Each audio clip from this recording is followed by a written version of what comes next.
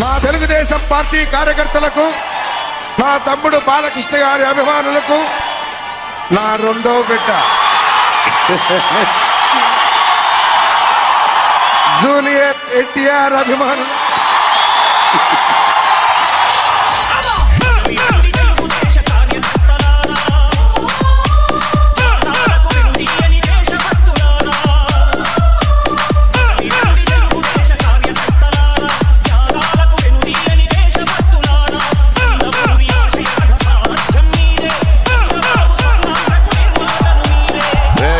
ఇక మీరు గెలవాలని పూజలు యాగాలు మొదలు పెట్టండి.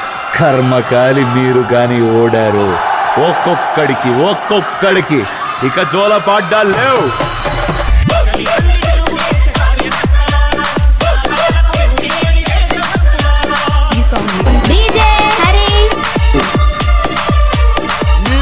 మా నాయకుల మీద కానీ, తెలుగు తమ్ముళ్ల మీద కానీ, జనసేన సైనికుల మీద కానీ వైసీపీ గుండాలు దాడి చేస్తే మక్కిలి రగ్గొట్టి మడత మంచంలో పెడతారు. మర్చిపోకండి.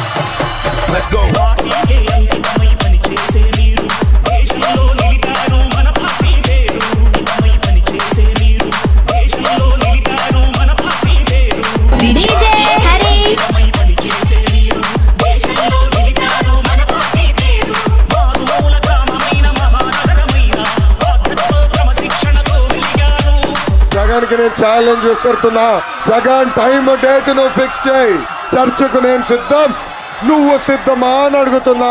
దమ్ము ధైర్యం ఉంటే చర్చకు నువ్వు రావాలి. వస్తావా జగన్?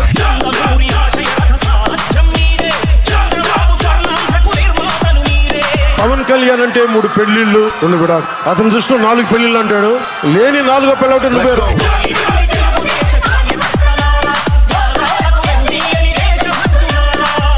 ఇస్తే తగ్గేది లేదంట.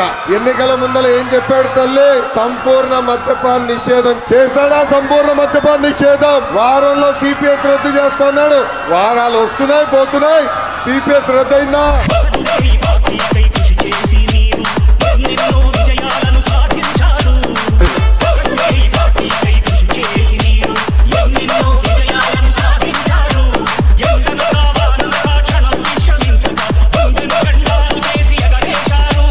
వైసీపీ గుండాగాళ్ళు పద్ధతిగా మాట్లాడితే పద్ధతి. వాడు రాడ్లు పట్టుకొస్తే మనం రాడ్లు, వాడు దాడులు చేస్తే కొట్టమని చెప్తాం. చెప్పు తీసుకుపో.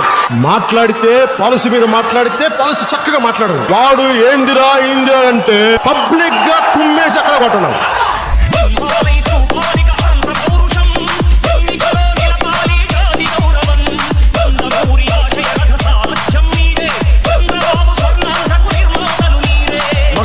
మగతనం గురించి మాట్లాడుతూ ఉన్నారు మీరు. మగతనం చూపించాలా? ఒక్కొక్కడికి ఉంటుంది భవిష్యత్తులో.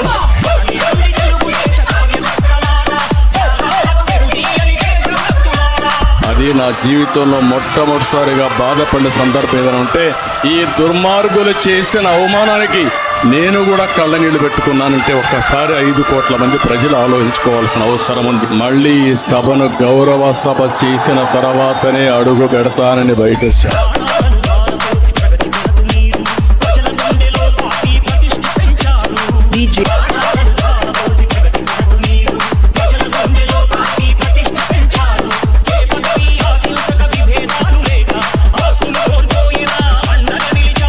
మీకు బంగారు భవిష్యత్తుని, శాంతి, సుస్థిరత ఇచ్చే బాధ్యత తెలుగుదేశం పార్టీ, జనసేన తీసుకుంటాం.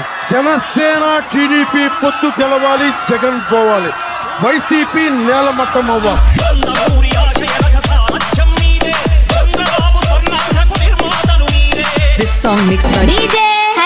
ఆ రోజు మన కష్టకాలాల్లో ఉంటే నాకు అన్నగా నిలబడిన వ్యక్తి పవన్ కళ్యాణ్ గారు. 2 పార్టీలు ఒకటే లక్ష్యం. బాయ్ బాయ్ జగన్ లక్ష్యం.